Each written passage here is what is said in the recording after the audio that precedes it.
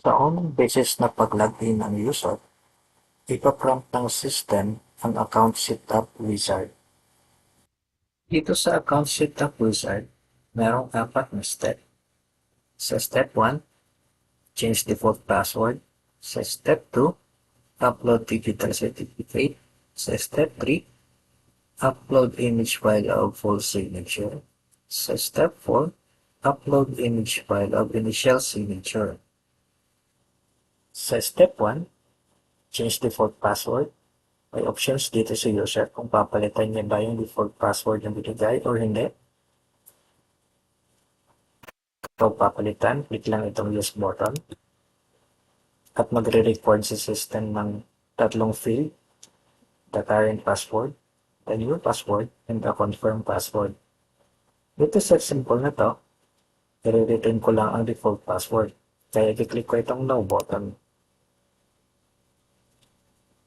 Click lang itong next para makapag-proceed sa step 2. Dito sa step 2 naman, which is upload certificate. Dito natin i-upload yung digital certificate.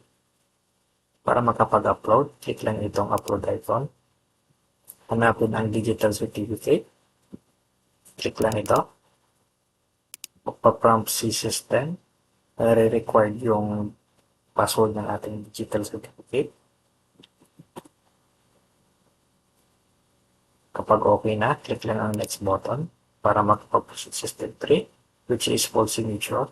Dito naman i-upload ng user ang image file ng kanyang full signature. So para makapag-upload ulit, click lang itong upload icon. Hanapin ang image file ng full signature. Click lang ito. Click lang ulit ang next button. At sa step 4 naman, same lang ng procedure ng sa full signature.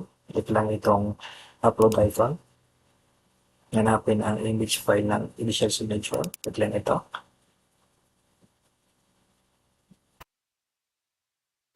Tapos kapag okay na ang lahat, click lang itong complete setup.